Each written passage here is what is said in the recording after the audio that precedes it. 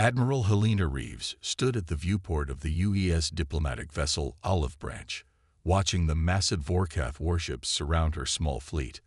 The irony of her ship's name wasn't lost on her.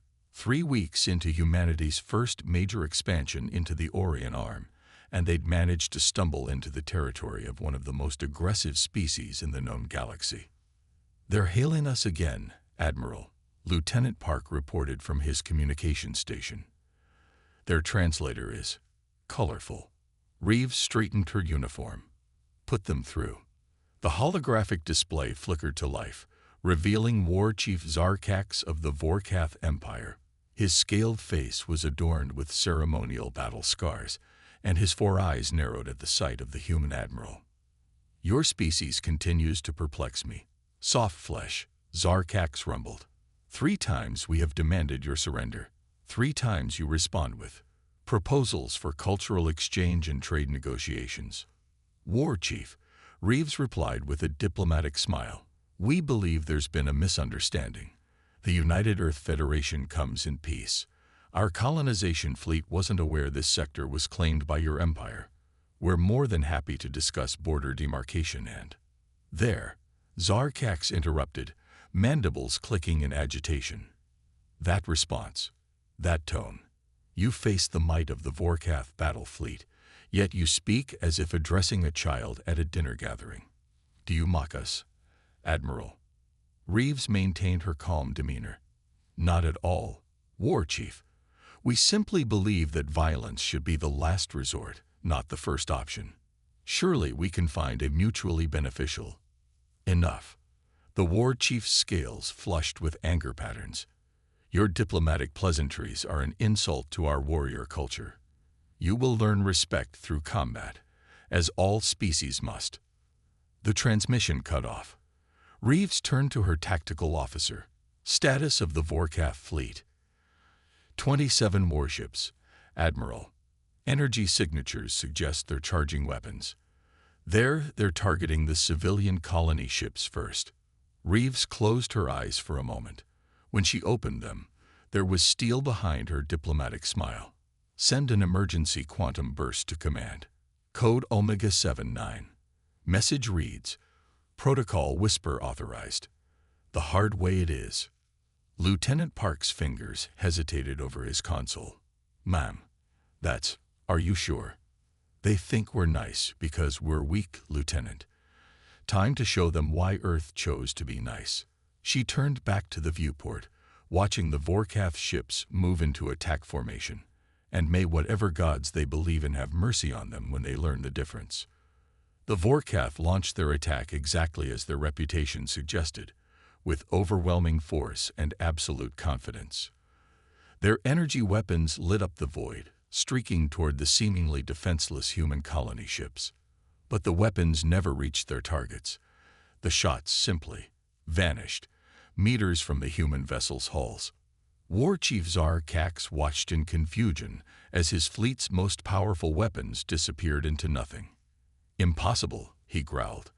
"No shield technology cold." "War Chief," his sensor officer interrupted, mandibles trembling. "We're detecting quantum fluctuations throughout the fleet. They're unlike anything in our databases." The human admiral's face appeared on his command screen, still wearing that infuriatingly calm smile. "Last chance, War Chief. Shall we discuss those trade negotiations?" Zarkax roared in defiance. "You think your tricks frighten the Vorkath? We do not bow to illusions. All ships, commence boarding actions. Show these soft skins the meaning of." The words died in his throat as he watched his mighty warships begin to shimmer, like heat waves over desert sands. The last thing he saw before his own flagship began to fade was Admiral Reeves, shaking her head sadly. "Protocol Whisper initiated," she said softly. "We'll talk again in 3 days. Well, 3 days for us. For you, let's just say you're about to learn why humanity decided being nice was the better option." The Vorkath battle fleet vanished, leaving behind only empty space and a quantum message buoy broadcasting a simple message in all known languages. Patience is a virtue. Kindness is a choice.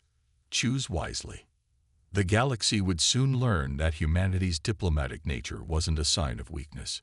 It was a warning. Intelligence Director Marcus Rodriguez sat in his dimly lit office aboard the Terran Deep Space Station, Nightingale, watching feeds from across known space.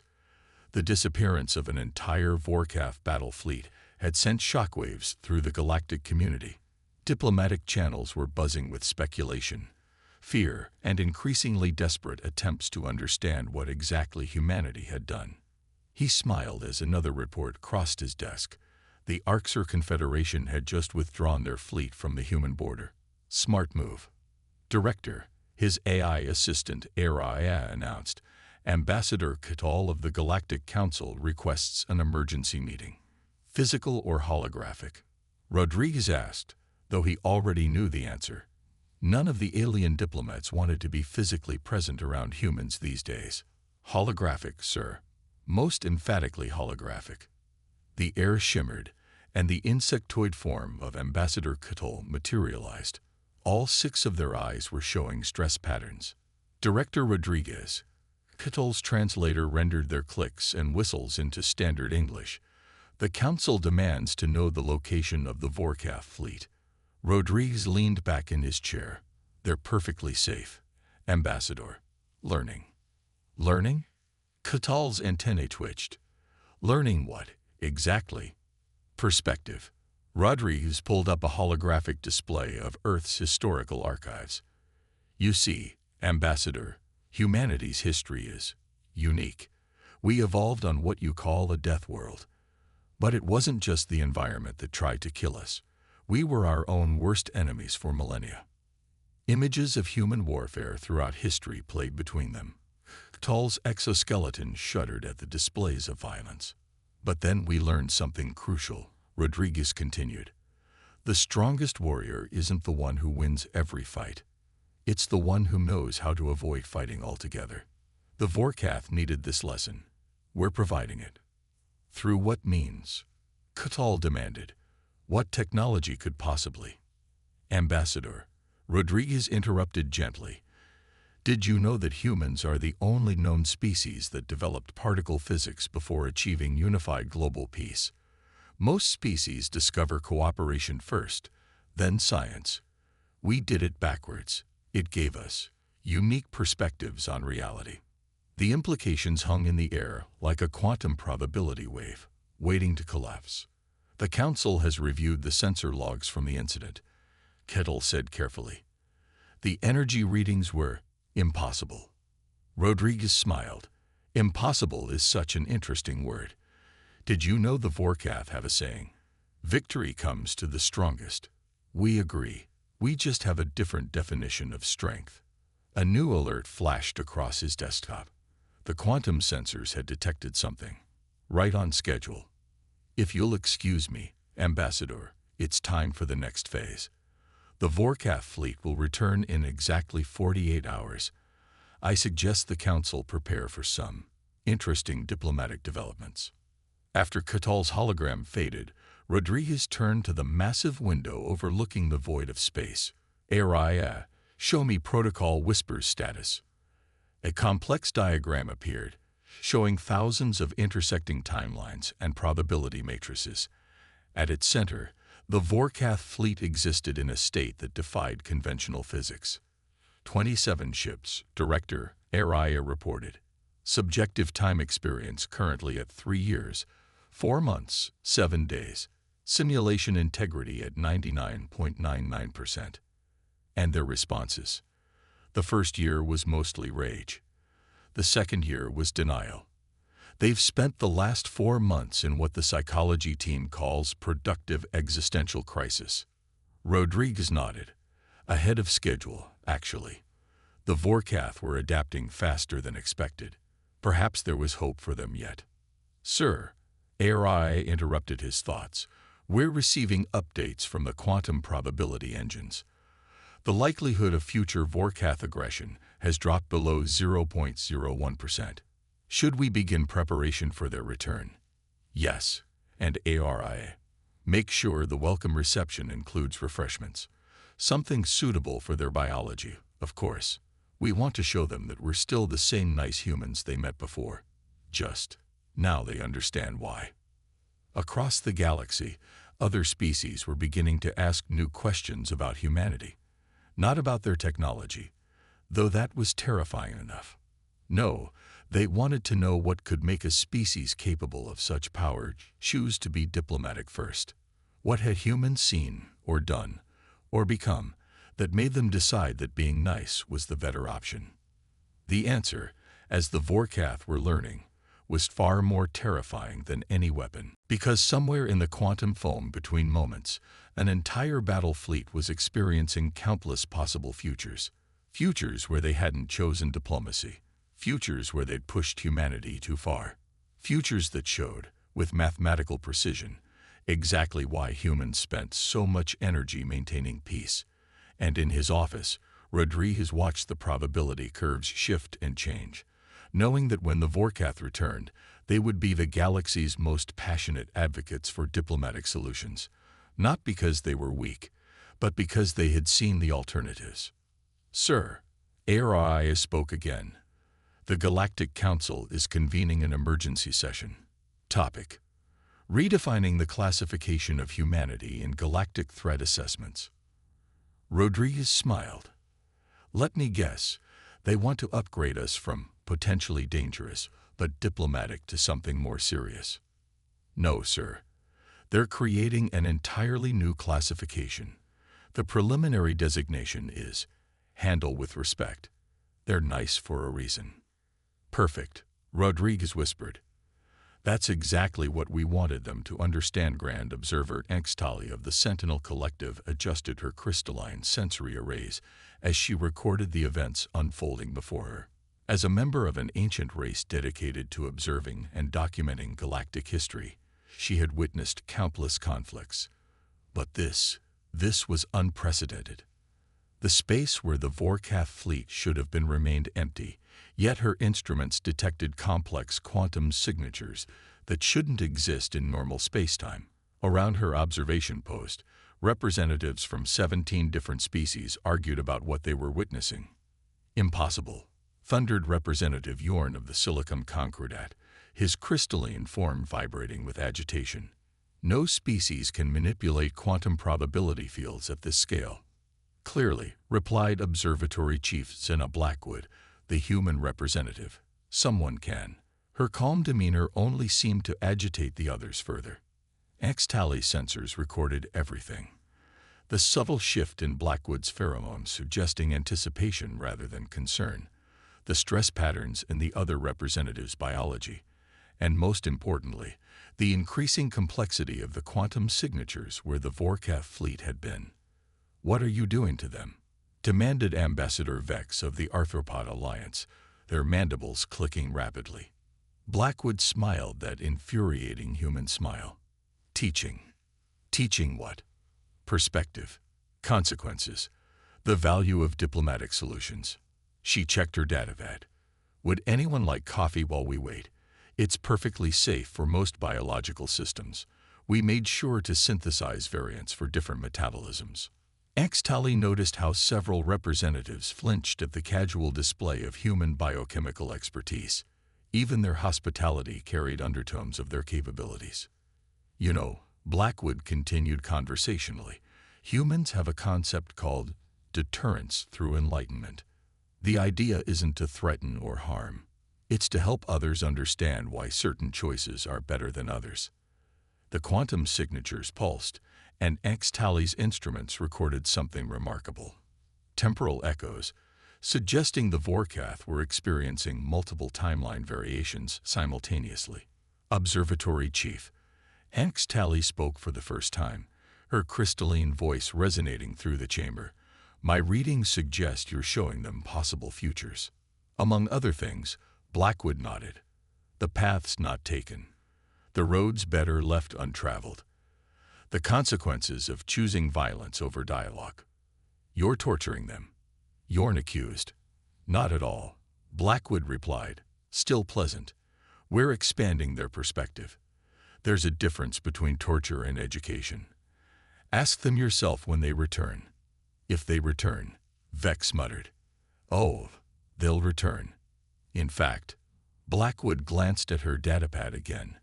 They should be beginning their reintegration process right about now. The quantum signatures began to shift, becoming more coherent. X-Tally sensors detected timeline convergence patterns she'd never seen before. Fascinating, she whispered. You're not just showing them possibilities. You're letting them experience the consequences of each choice, aren't they?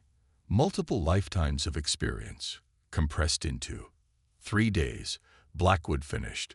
Well, 3 days for us. For them. Let's just say they've had time to think things through. The other representatives fell silent as the implications sank in. Humanity hadn't just developed some new superweapon. They'd mastered time itself, turning it into a tool for diplomatic education. Before they return, Blackwood said, addressing the chamber, I should mention that the Vorkath may be different. Seeing every possible outcome of their actions tends to give people a new perspective on conflict resolution. As if on cue, the quantum signatures began to coalesce. The space where the Vorkath fleet had vanished started to shimmer. By the way, Blackwood added, almost as an afterthought, we've prepared a welcome reception. There will be refreshments suitable for all biological types. We find that sharing a meal helps facilitate diplomatic discussions. X-Tally recorded the reactions of the other representatives: fear, awe, and growing understanding. Humans hadn't defeated the Vorkath in battle. They hadn't destroyed their fleet or broken their will to fight. They had done something far more profound. They had given them wisdom. The first Vorkath ship materialized, its energy signatures radically different from before. Gone were the aggressive battle patterns and weapon signatures. Instead, X-Tally's instruments detected something unprecedented in Vorkath history: active peacekeeping protocols. Ah, Blackwood smiled. Right on schedule. Shall we go welcome them back? I believe they have quite a story to tell. As the representatives filed out, X-Tally completed her observation log with a final note. Today marks a turning point in galactic history. Humanity has demonstrated that true power lies not in the ability to destroy, but in the wisdom to show others why destruction is unnecessary. They remain, as ever, unfailingly polite about it. War Chief Zarkax, now Peace Chief by his own insistence, stood before the Galactic Council, his scales displaying patterns never before seen in Vorkath history: humility, wisdom, and something that might have been reverence.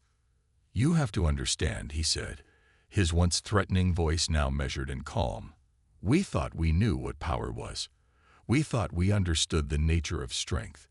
He paused, all four eyes closing briefly. We were children playing with sticks, pretending they were starships. The council chamber was packed with representatives from every spacefaring race. Even the normally reclusive quantum harmonists had sent observers, their energy forms flickering with intense interest. Tell us, Council Elder Thurok prompted, what did you experience? Everything, Zarkax whispered. Every possibility, every choice, every consequence. They showed us futures where we continued our aggression. Futures where we pushed them too far. Futures where, his scales rippled with remembered terror, where we learned why humans chose to be diplomatic. Intelligence Director Rodriguez sat quietly in the human section, watching. Beside him, Admiral Reeves maintained that same pleasant smile she'd worn during the initial confrontation. But they didn't harm you. Elder Thurok pressed. Harm us.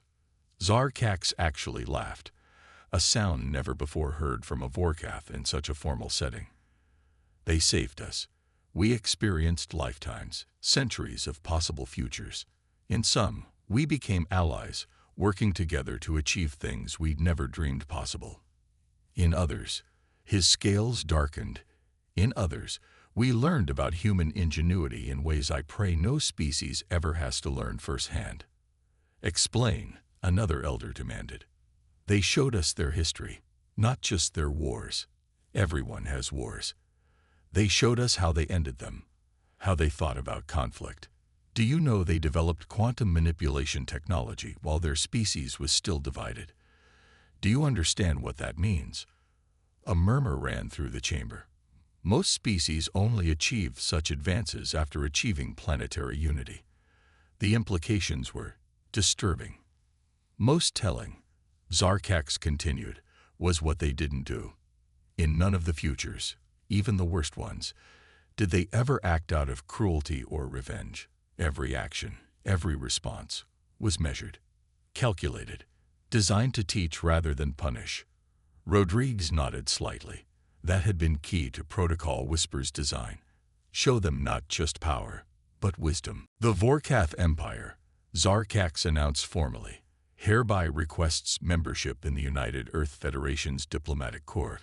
We wish to learn their ways of peace. His scales shifted to show sincerity patterns. We wish to be nice. The chamber erupted in shocked whispers. The Vorkath, scourge of 3 spiral arms, wanted to learn diplomacy. Admiral Reeves stood, that same gentle smile still in place. We would be delighted to welcome the Vorkath as students of diplomatic relations. Our first lesson usually involves sharing a meal together. We've prepared traditional dishes from both our cultures. Zarkax's scales showed relief patterns. Always with the food, he said, almost fondly.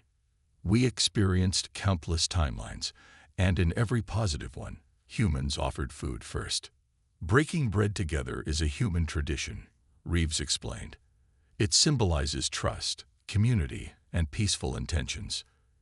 Yes, Zarkax agreed, though it took us several subjective centuries to understand that the sharing of resources wasn't a sign of weakness, but of strength.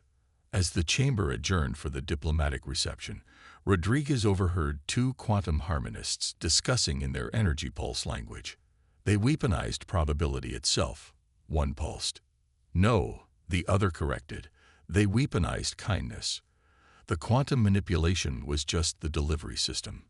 Rodriguez smiled to himself. They were both wrong, of course. Humanity hadn't weaponized anything. They'd simply shown others why weapons were rarely the best solution. As he watched Zarkax earnestly discussing cultural exchange programs with Admiral Reeves, Rodriguez reflected on how far they'd come.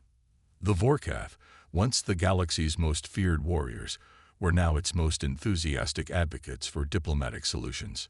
And all it had taken was showing them why humans chose to be nice. The Galactic Heritage Museum's newest wing opened to unprecedented attendance. Representatives from every known spacefaring civilization gathered to witness the unveiling of the Paths of Peace exhibition, dedicated to the transformation of interstellar diplomacy following the Vorkath incident. Ambassador Lyra Kane stood at the podium, surrounded by historical artifacts, including, most notably, the original quantum message buoy from the Vorkath encounter. Its simple message still glowed. Patience is a virtue. Kindness is a choice. Choose wisely. Distinguished guests, Kane began, her voice carrying across the diverse gathering. Today marks the 5th anniversary of what historians now call the Great Understanding. Though to be accurate, she smiled. For some of us, it's been 5 years. For others, several centuries of subjective time. Former Peace Chief Zarkax, now serving as the head of the Vorkath Diplomatic Academy, rumbled with appreciated laughter. His species had come to appreciate human humor, particularly their fondness for temporal physics jokes. But we're not here to discuss quantum mechanics or temporal manipulation, Kane continued. We're here to celebrate something far more powerful: choice. The main display activated, showing a holographic Earth rotating slowly. Humanity evolved on what many call a death world. We faced extinction-level challenges daily. We developed technology out of desperate necessity, achieved quantum manipulation while still fighting among ourselves, and touched the stars before we fully understood peace. The hologram shifted, showing humanity's first tentative steps into space.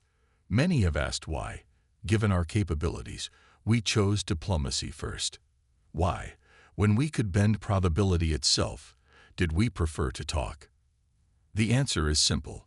We learned from our mistakes, so others wouldn't have to. Kane gestured to a section of the exhibition showing various peace treaties throughout human history. Every species reaches a moment of choice, a crossroads where they must decide between power and wisdom. We developed Protocol Whisper not as a weapon, but as a gift, a chance to experience those choices without having to live with their consequences permanently. The next display showed the transformed Vorkath civilization. Once fearsome warships now serving as diplomatic vessels, warrior academies converted to peace institutes, battle-scarred veterans teaching conflict resolution. The Vorkath weren't our enemies, Kane explained. They were our first students. They experienced centuries of possible futures in 3 days, learning what humanity had learned over millennia. True strength lies not in the ability to destroy, but in the wisdom to choose not to. Quantum harmonist observers pulsed with understanding. Silicon Concordat representatives resonated in harmony.